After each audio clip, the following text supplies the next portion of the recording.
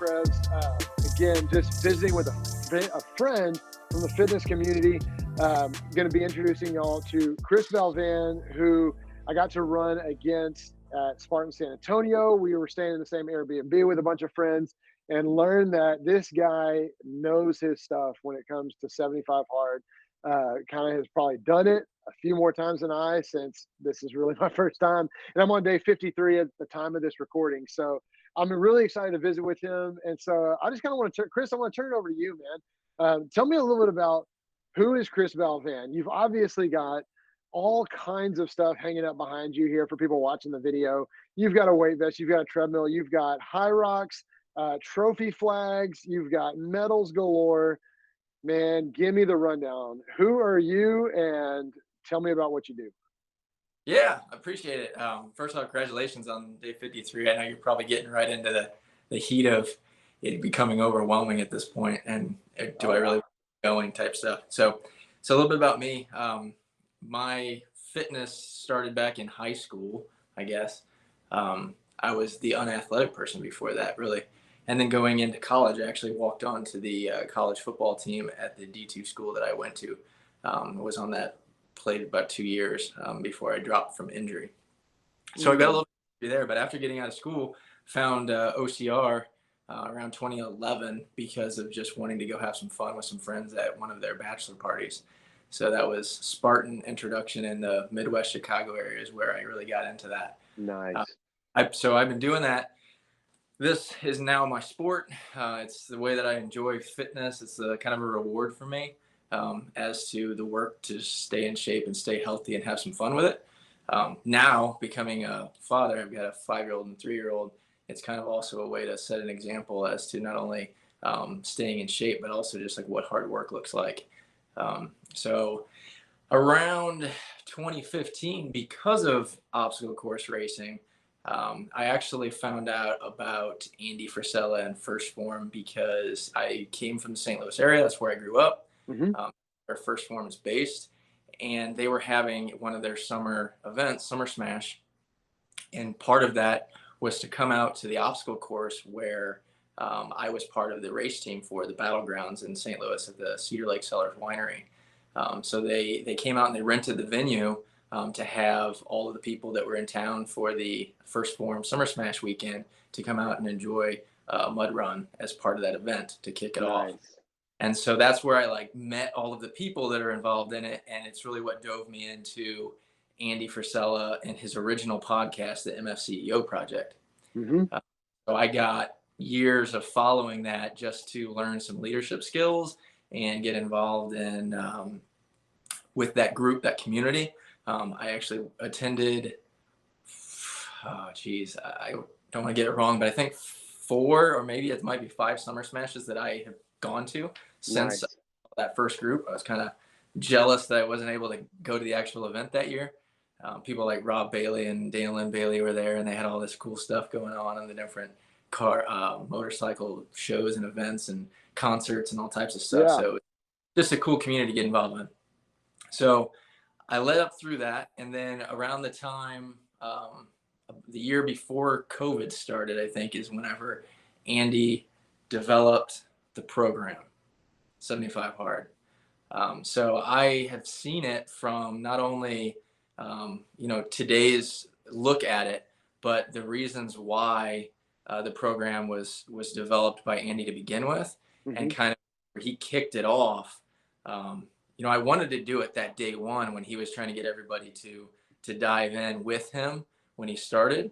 But I wasn't able to. That was a personal situation where I wasn't ready for that yet.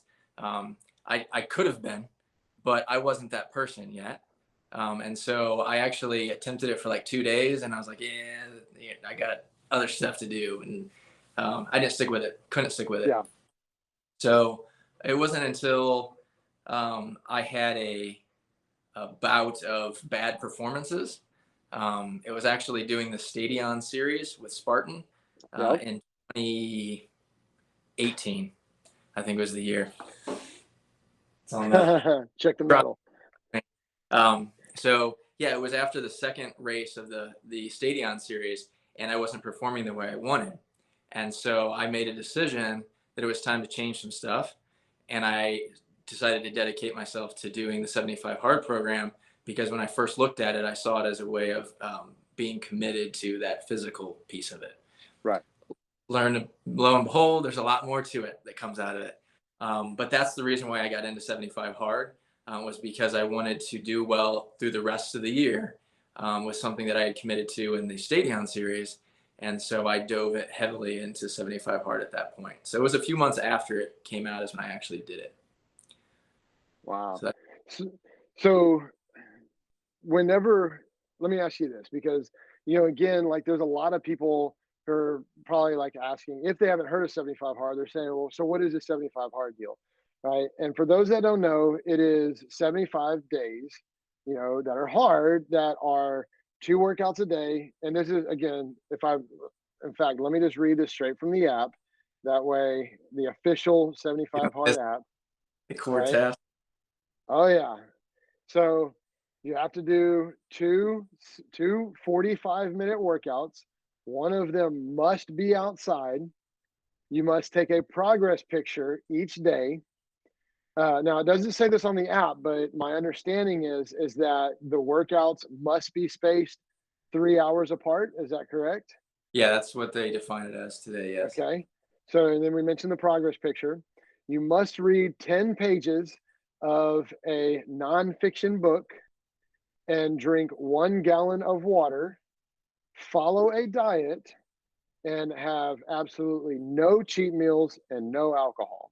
So those are the check boxes according to the app that I have. Now, I've had a few people ask me, they're like, well, what about the 5-minute cold showers, which I understand are part of like a next phase of the 75 hard program. Was the cold shower ever initially part of the initial 75 hard?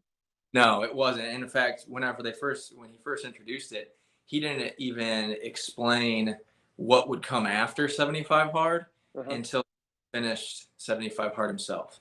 So there was a lot of questions, and there was even the whole teasing through the podcast of like, what's going to come next? We're going to tell you, but we're not going to tell you now, because there's going to be people that jump the line, try to think that, oh yeah, I don't need 75 hard, I can jump into phase 1. And he didn't want that to happen, and he wanted it to people to see the reasons of why doing it to begin with. And so he waited until he was done with 75 hard, and then introduced the extra stuff that is part of phase 1, and then ultimately phase 2 and phase 3. Yeah. Which, so again, for those of you listening or watching, like there are 3 phases after 75 hard. We're not going to delve too much into those today, because most of our questions came around the 75 hard program. And a lot of really reasons asking why, like, why are you doing this? I know some people have approached it for different reasons, for weight loss. You, like you said, you jumped into it because you were looking at the performance aspect of it. The first time that I did it, or I should say attempted it, I was jumping into it because I was looking at being more disciplined in my nutrition. And I thought, oh, well, if I take a challenge, then, that'll just be part of it or whatever, which I failed like day 2, I don't think I drank all my water that day or something. So there's a lot of different whys behind there. So you mentioned when it was coming out, you were around for a lot of the why behind, Andy Frisella was putting this out there. So tell me a little bit about what your understanding of the initial reason of 75 hard, like why it was created. But then also, I'd love for you to share kind of some of your personal thoughts on like why would somebody do this, or what would be a solid reason that is like, yes, that is why 75 hard exists, for that right there. Yeah. So if you go back and listen to Andy explain it, that the reason why he developed this was he has had and openly talked about bouts with depression, pretty bad. And so what he was trying to figure out was, how do you get yourself out of that without having to go through, a pharmaceutical or something that could affect you in different ways than just that. See if he could pull himself out, type thing. So he wanted to create a program that would keep him from dealing with some of those things. Like, you can't fix everything. It's a real thing. But something can help like this. And so what does that mean? Whenever I think that the trigger point that he talks about was whenever he had a conversation on the podcast with the Iron Cowboy. And so anybody who knows who the Iron Cowboy is, he was the first guy to do 50 in 50 days in 50 states consecutively, not missing a single one across 50 states. Pretty crazy. He also then came back and did 100 Ironmans in 100 days in a set area. So a pretty strong-minded person, and go through all those types of things. And in that conversation, there was a point where the topic came up of, well, how do you get there? And it was, if you want to be gritty, you want to develop the skills to do that, you have to do those hard things. The only way that you ever develop the skills is by using the skills. It doesn't just happen. You're not born that. You have to create that. And so that was like a thing of saying, well, if I want to feel good and I want to be confident in myself and I want to develop what people know as grit, then you need to do something every day that proves it to yourself that you actually can do that. And then as you build that momentum, you then have a pattern of behavior that you've set for yourself. That is your standard. That is what you're going to live up to. That's the looking in the mirror and lying to yourself type conversation. And 75 hard brings that out of you. It makes you look at yourself every day and say, nobody else cares that I'm doing this. You can go on social media and tell somebody you're doing it. Great. They're going to pat you on the back for a couple of days. Once that washes away, you still have to look at yourself in the mirror and say, did I actually do and lie to myself about this? Did I skip something? Or am I going to live with the fact that, I skated by on this particular thing, but still kept telling people that? That's up. Nobody else can answer that question for you. But if you do it, then you will develop some grit. You will start building the self-confidence. You will believe that you can do things that you didn't believe you could do before, because you're going to start enjoying it. The process becomes important as much as the end destination. And along the way, 75 days is a long enough period of time that there's no way for you to avoid the hardships. And that was the point of why it was 75, because sometimes you hear 21 days creates a habit. You hear that a lot. And there's even discussion, if you know of the power list, which is what the 75 hard is every day I'm going to do 5 actionable things to get myself towards the person I want to be, or the goals that I want in my life, the big goals. Every day to get you there, and you'll keep progressing, and you can't lose, but you have to do them. And so 75 hard is a defined 5 tasks that is similar to that, that is set up to do this. So I think you go back to you had another question there. Why would somebody want to do it? Really, if you feel like you're not getting where you want to get, I always had a feeling where, and I even had at work and managers that I had in the past, up to the point that I did it, where I would have conversations, going to one-on-ones, going to reviews, things like that. And I actually had a manager that told me one time, Chris, you're one of the most frustrating people for me to manage. I'm like, well, what did I do? Like, why? And the thing that came out of his mouth will stick to me for the rest of my life. It was, you have so much potential, but you only do it every once in a while. And it's very frustrating when I know what you're capable of, and yet I can't get you to do it consistently.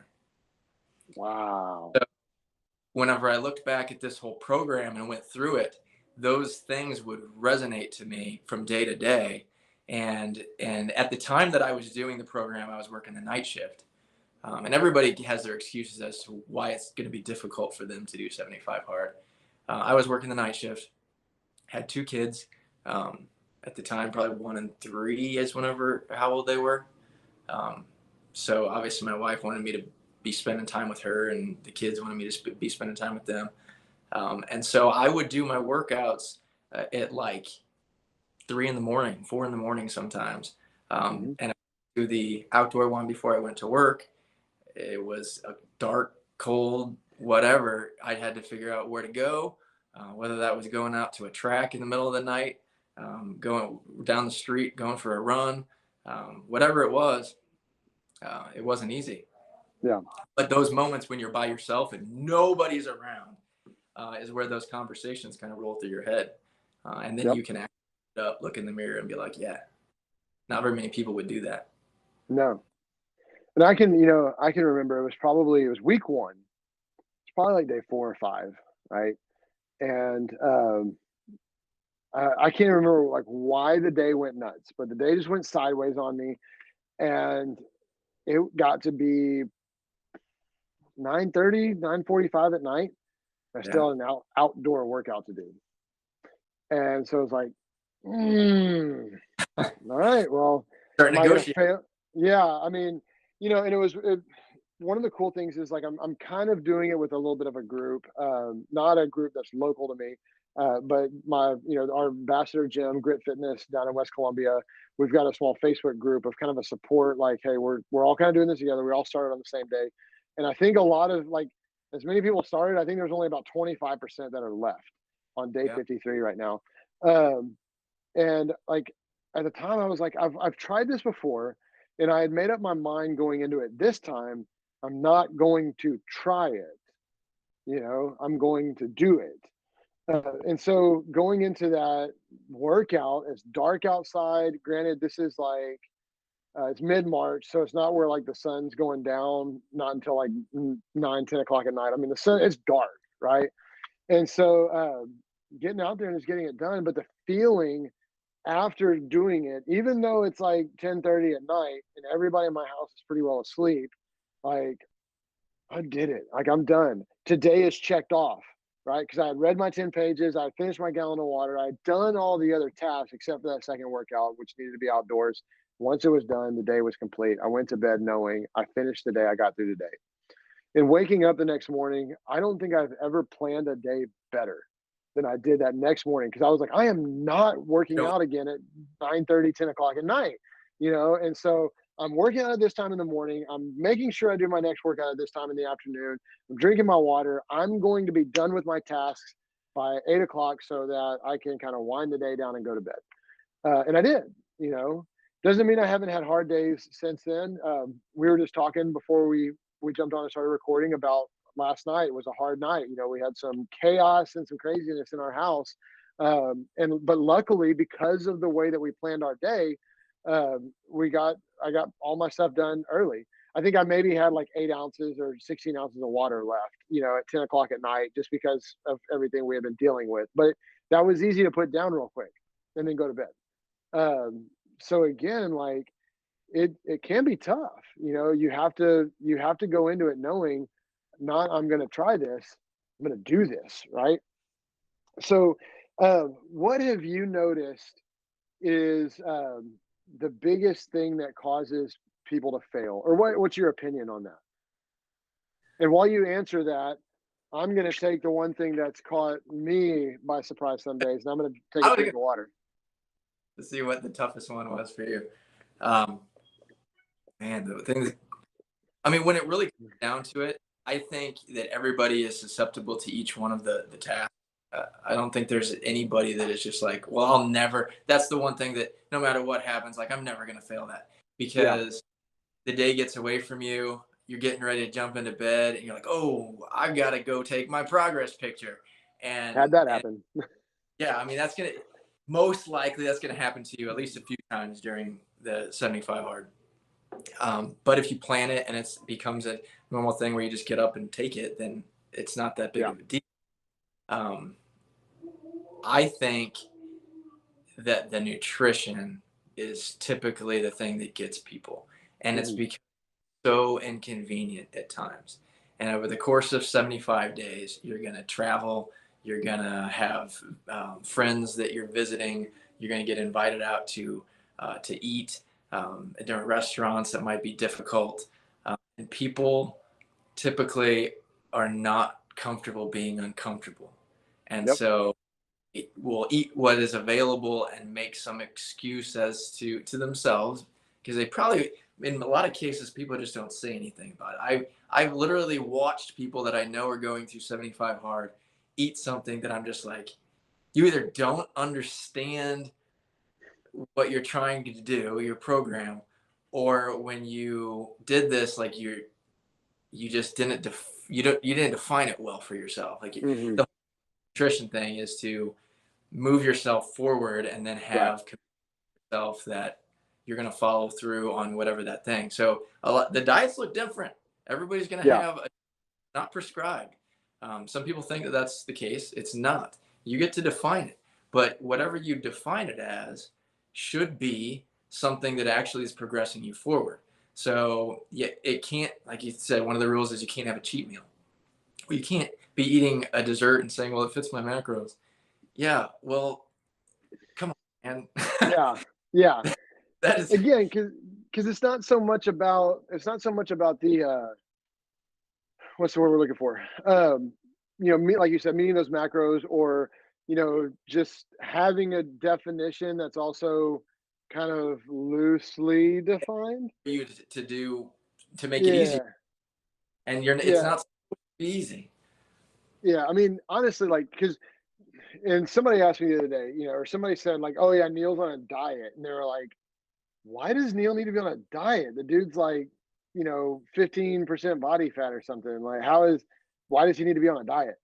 And what I started explaining to them, and I was explaining to my kids, is that a diet, it's lost its connotation, right?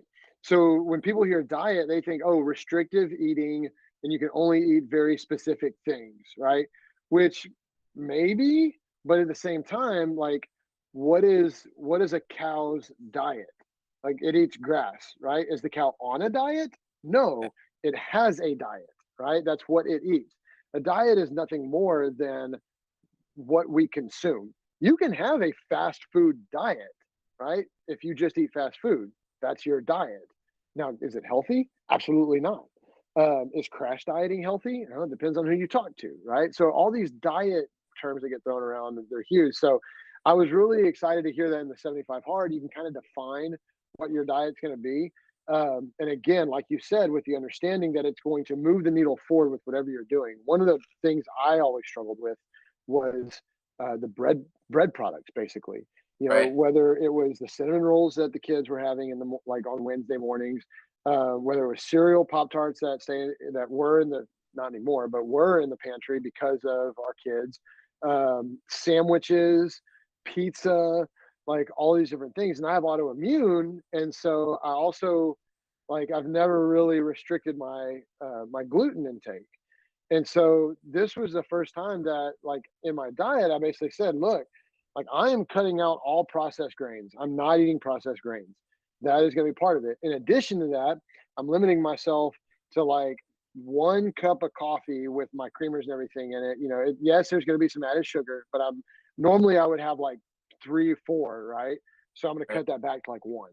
And then even on the added sugar side of things, the restriction was, hey, look, I'm probably not gonna be able to cut out all products of added sugar. Like, I'm gonna get such in the realm of restriction at that point that I'm probably gonna fail, because there's that I literally, like, if I were to cut out all added sugar and with carbs, my entire diet, like, I would be completely wiping the slate clean and having to rebuild it. And so, but I limit it to a serving or two of like a single digit in the added sugar category. And most times it's like, it can't be sugar from certain products. And so, but again, even with that, like, I have seen leaps and bounds in the way that my body's responding, the way that my definition has begun to appear. Went back and looked at my day 1 versus my day 50. And I was like, oh my gosh, like, I Yeah. wasn't thinking I was making that much progress. But when you look at it side by side like that, not, each day along the timeline, it's like, wow, this works, you know? You So post that was really cool. what you're doing, Renegade Rows or something like that, and when you were doing that, and you had your arms whenever you're coming out, I'm like, man, look at Neil. Brother, Yeah. I may or may not have like slid the little thing to pick the cover image, and I was like, "Ooh, I like the way I look on that one." So, but yeah, I mean, again, like, when you're in your day to day and you're constantly seeing yourself coming out of the shower or whatever that looks like every day, you don't necessarily see the progress. It's like, the guy who's building a house and he goes and he looks at it every day. It feels like it's taking forever to build the house.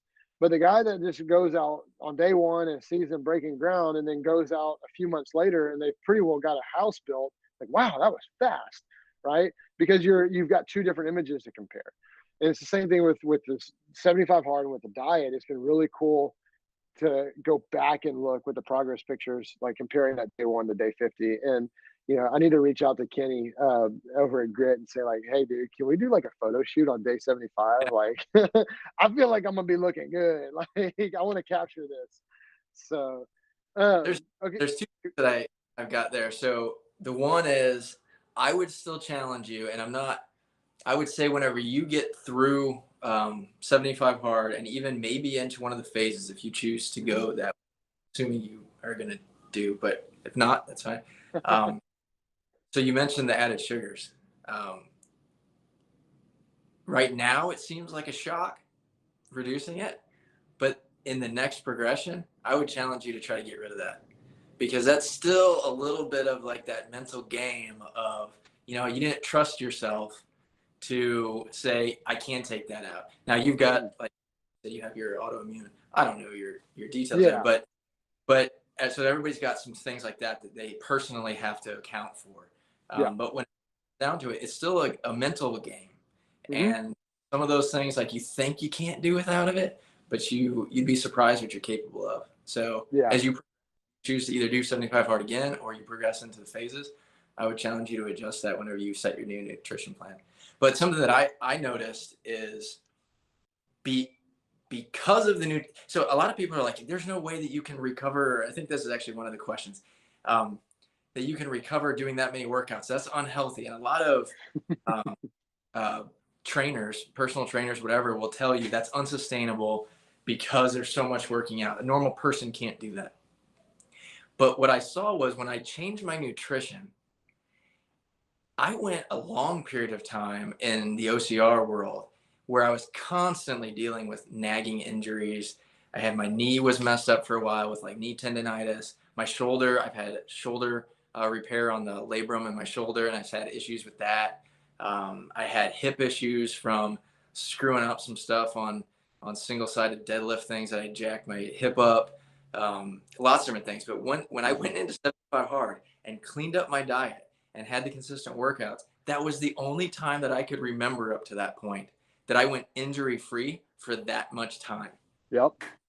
And I really think it had to do with such a good diet that it helped keep everything strong and recover and everything the way that people don't have any real understanding of what that nutrition can do for you.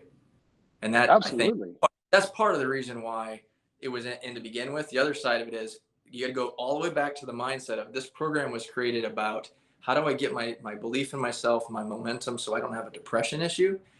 And good food, good clean food without all the added sugars and things like that that can adjust and mess up your body, is what will help people that are dealing with those types of things. You will never feel as good as you possibly can until you have that nutrition clean and you have that water intake consistently. Yeah, absolutely. And two, so our mutual friend Jeff and Tammy O'Neill, like they're trying to talk me into it. They're saying, hey, look, when you're done with 75 hard, you've got to go into phase one. Now, maybe not right away, right? But you have to do phase one. You've got to go to the next step. And so I've been kind of looking at it, and I do plan on doing it. I'm going to go ahead and commit to it. And that's probably what I'll do in that phase one, that 30 days, go wild diet with like no added sugars, and try and cut that back. Again, you can kind of hear the mindset, the language kind of going there, not try, going to. But I want to know how you feel on day 78, because everybody on day 75, they celebrate. But I want on day 78. Yeah. And I'll come when you get there. Yeah. Well, and maybe we'll do this again on that day. But yeah, I mean, there is a little bit of a plan, to semi-celebrate. But I will say this, like, while there is a plan to celebrate a little bit, I know typically like the celebration for a lot of people is like eat a bag of gummy bears and I'm gonna eat a whole pizza and drink a fifth of vodka, and like all this stuff because they've been restricted from it for so long. But I will say, like, and I told my wife this yesterday, while while I will probably go back to allowing myself like some bread products, I will I will continue to restrict myself because again, I've seen this progress to this point, and so I don't want this to be like this ramp up hard work up to 75 days and then a complete drop off back to where I was, right? Right. Like, yeah, ramp up after day 75, give myself a little bit of grace, but not so much that I just, pitfall back down. That way, when I hit phase one, it's kind of like it catches me here and then it continues the upward trend. And so, anybody doing this, I would encourage them to kind of do the same thing. Don't see this as just a 75-day window that as soon as it's done, like I just go back to life as normal. Right. Take inventory. How have you been feeling for 75 days? You mentioned going injury free for your first 75 days. I mean, I podiumed my first Spartan race during the 75 days, and I completely attribute that to the fact that for at that point, even just 2 or 3 weeks, I had been training better, I've been eating better, I had been hydrating better, I had been sleeping better, yeah, and I was feeling good. And I mean, so we were staying together for that race. You remember I had like bruised intercostal ribs, like I went into that race thinking like this is just going to be a leisurely run for me. Like I don't have a shot. But then you get on that course, that Spartan course, and you're like, I'm gonna go for it. And then I crossed the finish line, checked the results, and there I was in third place. It was like, and I didn't even feel like um, I felt like it was a valiant effort, but it didn't feel like a podium effort. Not because, not, again, not because I didn't try, but because I'm just not used to that exertion level getting me to that spot. Right. But again, because of the training, because of the hydration, because of the nutrition, all that stacked up to equal a higher level of performance than I had ever achieved before.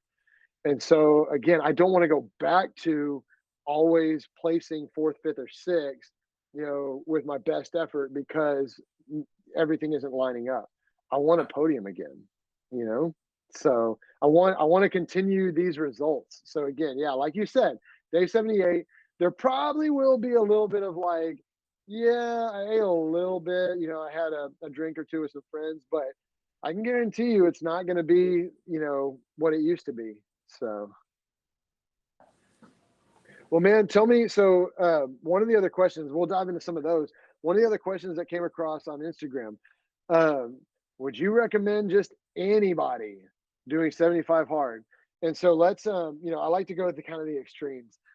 So let's pretend Joe Blow, who has never set foot in a gym, has, he eats McDonald's every other day, and Domino's pizza the other days. Um, is that somebody that can go into 75 hard and, have at least a shot of completing? They can. That's a tough one because you don't get in that position unless you've made a habit of letting yourself down. Mm-hmm. So it has nothing to do with your physical ability to do it. I think anybody can do what this program is saying, and sometimes it gets very frustrating. And I think there's certain indicators for really knowing if somebody did the program the way that they should do the program, because you can tell Yeah. when somebody else has or hasn't, because you know what you go through. Mm. You know the way that you think, you know the way that you feel, you know the way that you respond to things differently once you're done with it. But just the average person, I think I've heard everything. I've heard it's impossible to drink a gallon of water. It's unhealthy. My doctor tells me that I shouldn't do it. They said that this is the kind of water that I should drink. What about not getting enough electrolytes? It's going to be bad for my body, and I'm going to have this. There's, it's a gallon of water. Like, we're not talking about spending all day not eating anything and just flushing your system out all day long. Like the things that you eat have the minerals and the vitamins in them to replenish what you would be washing out with water. Like that whole idea of that doesn't Yeah. make a whole sense whenever you look at it from a big picture. So there's nothing wrong with taking 6 ounces of water, setting that aside, throwing a noon tablet or an electrolyte tablet in it, and making sure that you have something throughout the day. But you can get a gallon of clean water in your system, and you're going to be. Most people that say that as well are the people that have never taken the time to do it. They've drank soda, they've drank Gatorade, they've drank juice, Yep. and somehow that's better for your system to drink a high levels of fluids of that and not necessarily of clean water. Yeah. So you can do that. Nutrition wise, it's going to be a big shock to your system. I've gone from somewhat clean to like a vegan thing just to see what my body would do. And even in something where it's your body is used to being not fast food and desserts and everything else, but just Mm-hmm. jump something that is even more, your body's going to react. I lost like 5 pounds in a week doing that because my body was like, this doesn't work for you, type Yep. thing.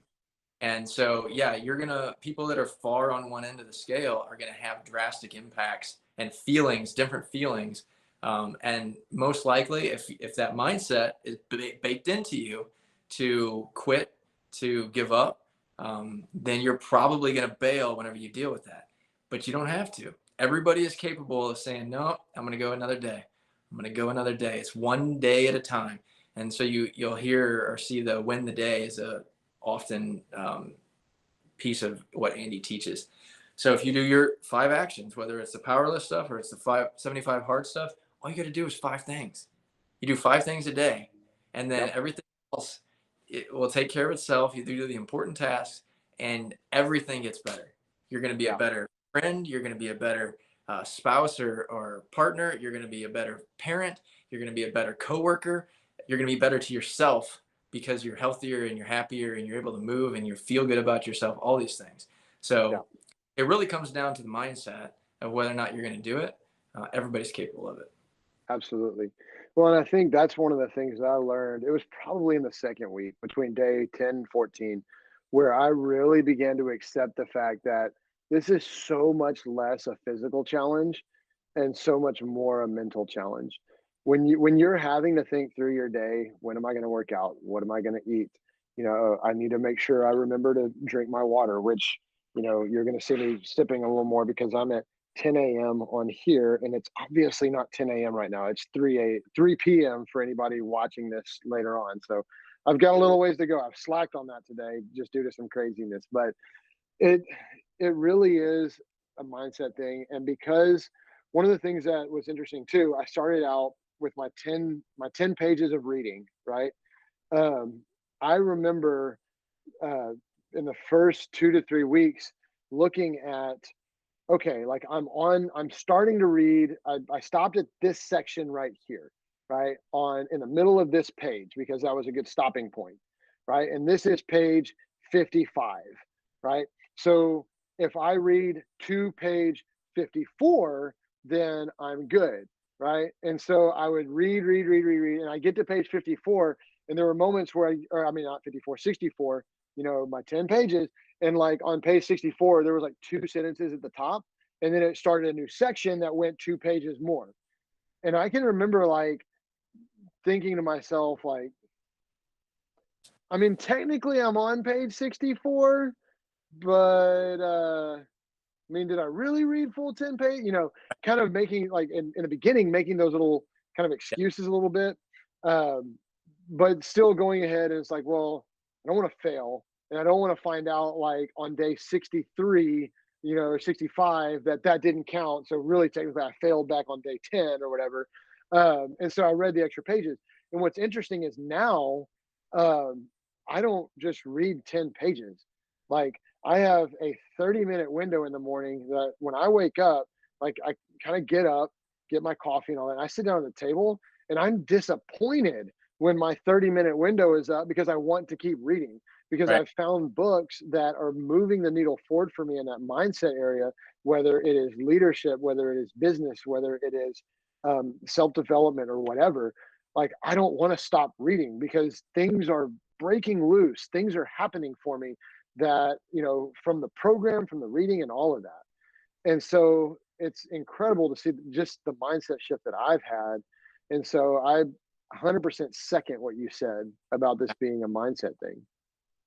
Yeah, I mean, the reading is going to help you whether you're doing 75 hard or not. Like, you should, that's a habit for people.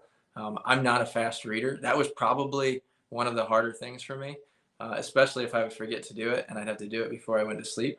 And because it takes me a little bit more time to read 10 pages, like, there was, man, my eyes were just like, holy smokes. And to your point, what I would do is I had 2 bookmarks in most of my books. I would take a bookmark and move it to the spot that was 10 pages. And so as I read through, I made sure to always get to that one, so that I fell short of it. So I'd move that before I even started reading. But yeah, you'll grow as a person regardless of what it is that you're reading, just by doing that. You hear often, like, the successful people are readers. And I actually found out through work, they do all the different personality tests and things like that. And so it was the Clifton Strength Finders. So some people are familiar with. So my number 1 is learner on my stuff. So that whole reading thing, even though I'm a slow reader, it's an energizing activity for me. So that was cool. Easier in terms of me wanting to do that task, harder in terms of time management, because I, in the past, had been pretty far into the procrastinator side of things. Yeah. So, and too, one of the things I'd be curious, and this is kind of related to the 75 hard stuff, but, so I'm a super fast reader, but I have to be very intentional about processing and digesting what I read. Yeah. So I've had times where I've read an entire paragraph and thought to myself, what did I just read? Like, I couldn't even tell you anything about what I just read. I know my eyes skimmed every single word and read every single word, but my mind was not there. And so I have to be very cautious of that.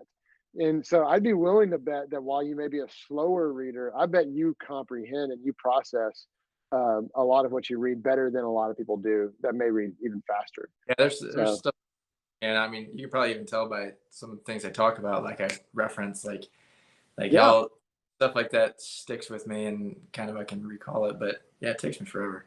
Yeah, no, but that's cool. I kind of wish I had that same problem. So, but no, that's awesome. Your job is driven by email and it takes you all day to do stuff.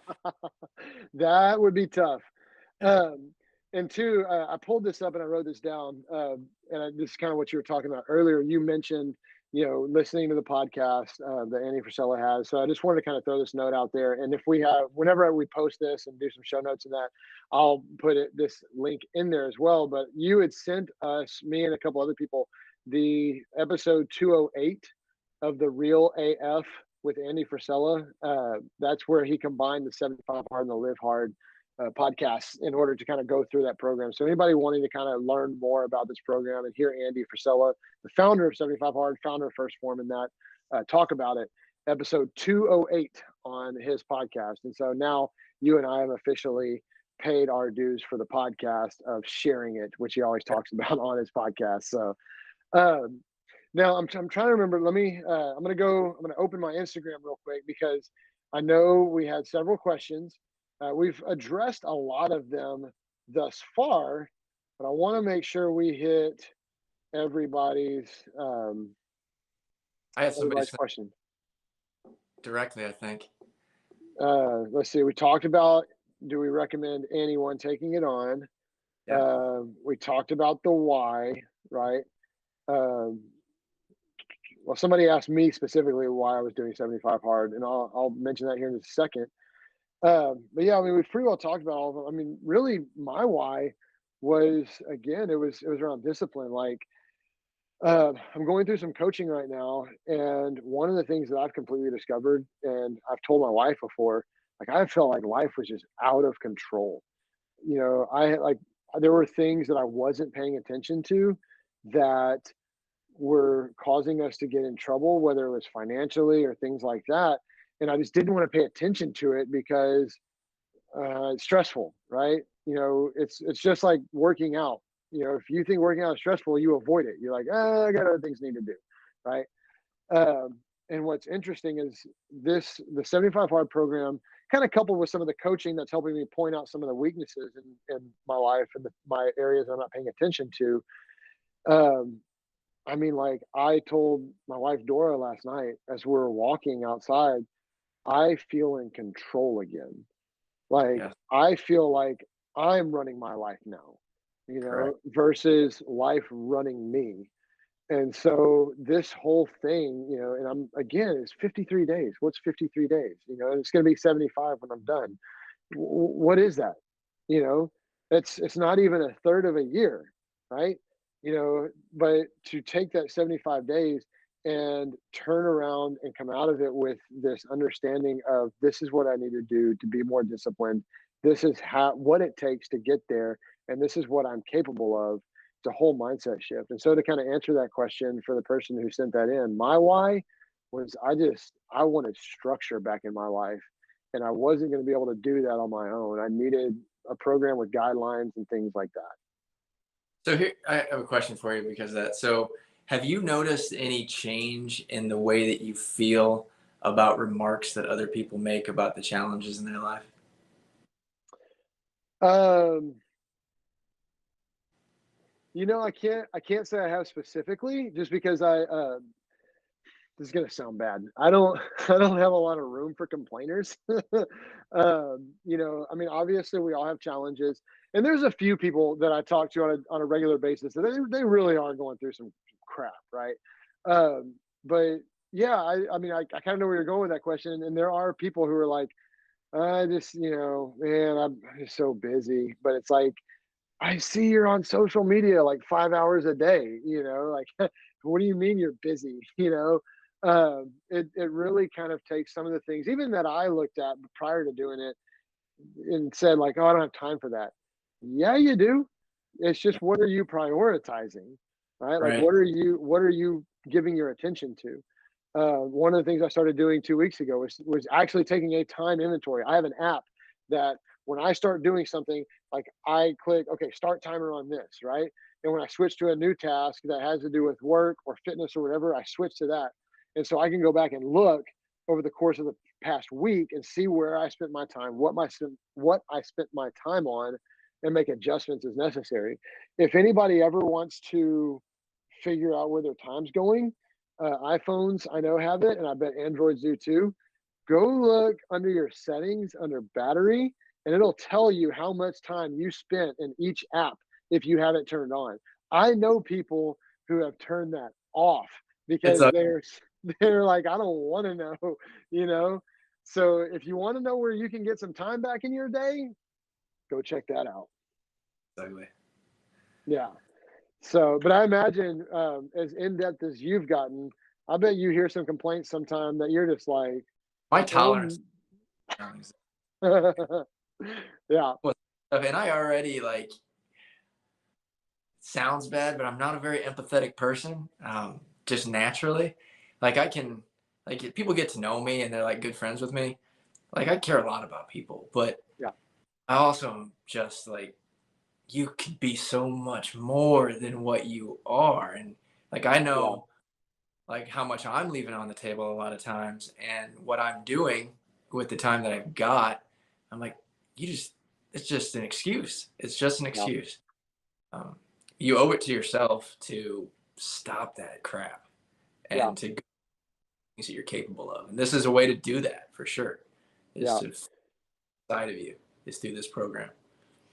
So I'm glad you mentioned the lacking a little empathy, or sympathy. Maybe not empathy, but sympathy or whatever you want to call it, because I know one of your pet peeves is people who modify the program and still call it 75 hard, right? Not, it's not 75. You So can't go.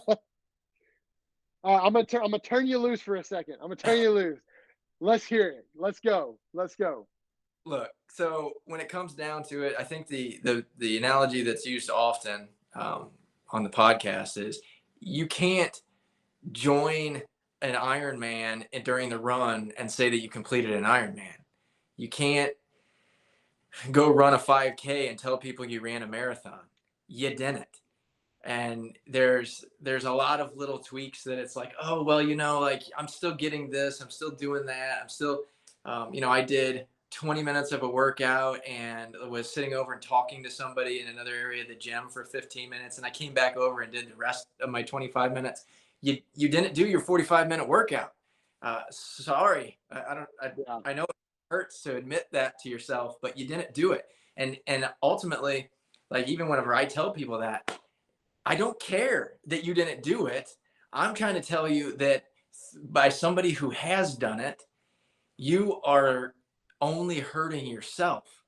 Like, you you didn't do it. You know that you took that gallon jug and filled it full of whatever you put in there so it tastes good, that is not what you were supposed to be doing. You know that if you followed a diet and then you got to the end of the day and you made your kid a lunch and decided to take a bite out of their whatever snack is in there, even though you didn't do anything else wrong the rest of the day, that was part of a cheat meal. You know that that's true. You know that if you forgot your picture and you wake up the next day after you were sleeping and you woke up in the middle of the night and you snapped a picture, that's not, you went to sleep, you forgot, and you failed. Like, there's so many little things that people are like, oh, well, it's okay. Like, I still did this part, or I still did that, and that still moved me forward. You're absolutely right. You're absolutely right. Better than you were if you weren't doing those things. But you did not keep your commitment to yourself to finish the 75 hard program. And there's nothing wrong with admitting that and going back and doing it again, because a lot of people, like, will get to 25 days in, whatever, forget something. And there's so much pride built up into it. You don't realize how much good you did for 75 or for 25 days. And even if it took you 100 days to finish 75 hard, you are even further ahead in 100 days than you would have been if you did 75 and quit at the end of 75. Because it's no different than, let's say you are training for a marathon. You run a marathon. What if you never run a marathon again in your life, and you don't train for a marathon again in your life? And you can tell people that you did that, and then 2 years later, you're eating fast food, you have a heart attack, and now your family has to deal with the fact that you didn't keep commitments to yourself and you're gone. Well, there's no difference to the little things that you say and telling people that you did something, because it's not going to change you. You know that you didn't do those things. That's the most important 75 hard. It's not looking good on social media. It's not telling people that you finished 75 hard. It's actually doing it and changing who you are through that process. Yeah, absolutely. And that is one of the things too that, I've had people ask me, well, what about this? What about that? And I've had those conversations where it's like, look, you can do a 75-day challenge, right? That is, like you said, it'll move the needle forward for you. Sure. Right? But if you do XYZ, it's not 75 hard, right? Now, I do have a question for you on that, because I have a friend who is working through the program that is a roofer. His job, 10 hours a day, is carrying 150-pound shingle bundles up and down ladders and strafing across roofs and hammering and all of that, right? So, he literally, like, it's not the workout. I'm scared. You got to give a little grace on that one, though. It's not about grace, because it's not incorrect that individual has a different situation, and it becomes much more difficult for that particular task, because you're going to be but the hours that person is working, as opposed to the hours that somebody else may be working, is probably the same. I'm not going to claim to know that. Yeah. It doesn't mean that the workouts, and so here's a misconception of this too, and I think this came up in conversations with some other people I've had about it, is there's sometimes like people go for a walk for the workout. Mm-hmm. Be an effective workout. Like there's a lot of research that says that walking can be a very beneficial aerobic activity to help you from a lot of health benefits as well as body position and everything. But it should also be somewhat pushing yourself. So if you on day one, let's say you're a certain level of fitness when you're starting this thing, and you do a walk and you're getting 2 miles in your 45 minutes, and you are 15 pounds lighter, more in shape, more consistent, more belief in yourself. And on day 75, you do a walk on one of your workouts outside and you are still doing 2 miles in 45 minutes. You have not pushed yourself at all through this program. You haven't attempted to make it more difficult, because a brisk walk getting 2.75 miles as opposed to 2 miles is a quite different thing. But the way that it body and the way that you like energy wise is not a whole lot different. It's about just moving more, and your heart rate's going to go up 20 beats per minute, whatever it is, in comparison between the two different types of things. But you should be intentionally putting yourself in difficult situations. Adding a weight vest is not going to beat up your body anymore. That's why it's a walking with a weight vest. It adds in it a resistance piece that helps continue to build the body without beating yourself up. You're still recovering in that workout, but you're growing in that workout. It's progression and consistency. So in the instance of this, there are hundreds of jobs that somebody could make a case that their job is very manual, strenuous, and so it should count. Unfortunately, it doesn't.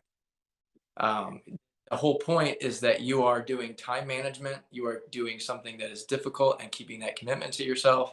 You are forcing yourself into a tough situation by having the workouts separate from each other, so that you can't together and make it easy on yourself. You're forcing some planning time into that. And it's more about that than the actual physical act of doing the workout. Yeah. So this conversation actually does come up on the podcast if you listen, and I think he's had people interviewed. It's got to be more than 5 to 10 people that he's brought on that have completed it, that he believes in and knows they did it right, that they talk through these types of things.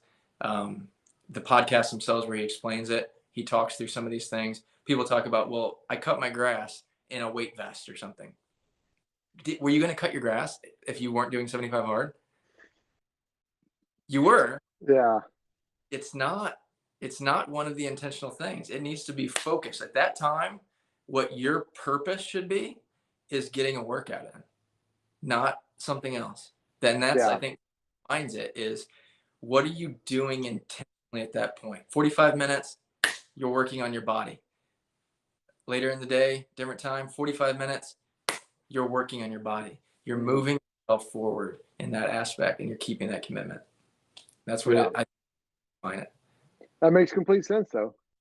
So I hate it for my friend that was asking that, but It sucks because nobody wants to tell somebody that, because you feel good that they're doing something to help themselves.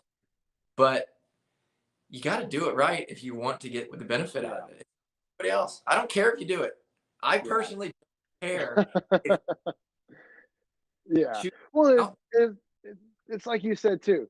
Not never going to discourage somebody from going out and running. But like you said, if you can run, 5Ks in a day, or 6 5Ks in a day, you didn't run a marathon, you ran 6 5Ks, right? And I don't know, the distance probably doesn't work out, but it may be the same distance, but it wasn't a marathon. You ran marathon distance, but you didn't do, it wasn't a marathon. And so I think probably the same principle, probably, like you said, applies here, where it's like, look, are you doing a 75-day challenge in which you are maybe kind of doing the same amount of physical activity in that? Yes. But did you do 75 hard as prescribed? No. Right. And he'll tell you straight, it was never designed, it was never intended to be a fitness challenge. It's not a fitness challenge. Right. So if you're, a lot of people get into it, myself included, because I wanted to have something from a fitness world that I was dedicated to get me where I wanted to go. And in doing, I learned so much more about what you get out of it. But the workouts should be pushing you, but they, no different than the nutrition, you meet yourself where you're at and push yourself. Whatever those workouts are, you should be pushing yourself. It shouldn't be easy. Yeah. Absolutely, man. Well, dude, that's all solid stuff. And so again, like for anybody watching, listening, you know, if you're thinking about this, think about trying it, don't do it. Right. Do it. That has been what I've told so many people is don't try this program, do the program. Yeah. Do what it says to do. Go into it with that mindset. Go into it with the understanding of I will not fail. I will do this. I will and be ready to do whatever it takes. Cause like me, week one, you're going to have an evening where you're walking outside at 11 o'clock at night while everybody else is snug in their bed. You're gonna have a night where you're getting up to pee every 30 minutes because you waited until 6 p.m. to start drinking your water, right? You're gonna be popping out of bed or something like that. Like, crap, I need to throw some shorts on because I didn't take my progress picture for the day. Had a couple of those already, you know?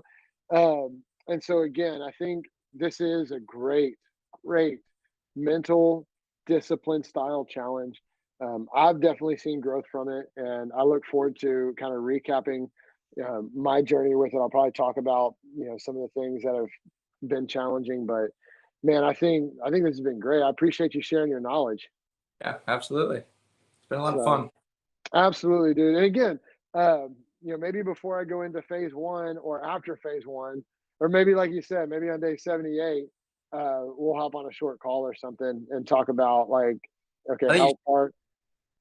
talk about get out of it, because I think there's, and I don't want to give them away because I want you to kind of develop those on your own, but there are probably 3 or 4 indicators that I can always look at and be like, if I hear this or I hear this or I hear this, like I know they did it and they got it.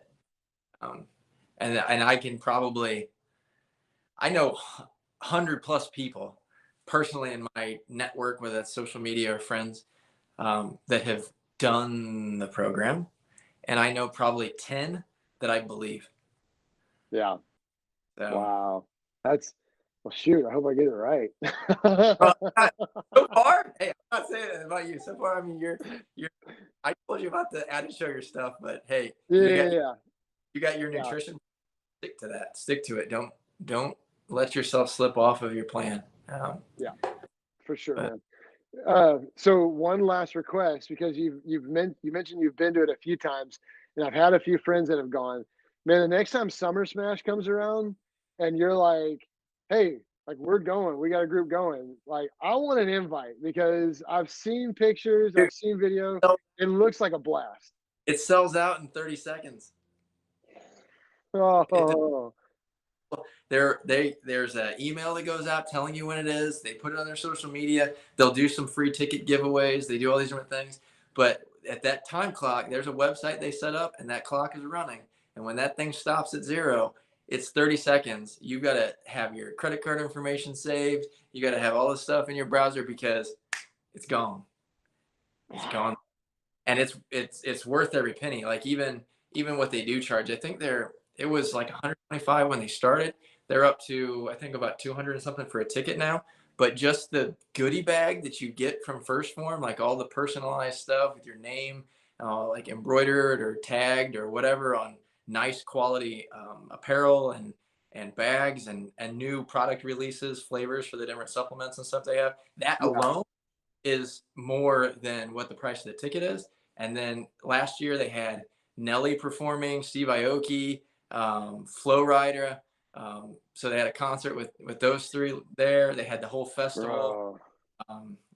They had the workout at HQ for First Form. They had the workout at the M. They met up at one of the bars downtown by the ballpark in the ballpark village in St. Louis. Like, it's the whole weekend. It's just a blast. There was a big Yeah. group because they knew people would be doing 75 hard, or they'd be doing 30 for the kids, which is one of the charity that Sal Frisella, Andy Frisella's brother, does for the kids to help them in the St. Louis area as well as in Haiti. Okay. They're struggling. They've gone down and done some trips to Haiti, and so he's got that charity. So they did a workout at that was structured around the program of 30 for the kids, so people could hit both of those buckets that were there visiting and getting their work. So it's just That's cool. an incredible environment. You can't meet better people. Like, everybody that is part of that community has like the whole mission of changing people's lives, helping people, and so it's just energy through the whole week. You can go. You gotta go. Dang. Are you planning on going this year? I can't this year. No. Yeah. Dang. Well, we'll work it out to where 1 year we'll get a group together. And we'll head over there. Yeah. Sweet deal, sure. man. That's all right, brother. Awesome. Well, hey, dude, I appreciate your time today. I appreciate you sharing a little bit about yourself, your experience and knowledge with 75 Hard. And again, like I said, we'll hop on another call, within the next few months, and we'll definitely talk about some of the things I've gotten out of 75 Hard, some of the things either from going into or coming out of phase 1. And we'll just keep this conversation kind of going every few months. Yeah, absolutely. For sure. I appreciate it. Thanks for inviting me. Awesome. Hey, you bet. Appreciate you, Chris. Have a good one, man. See ya.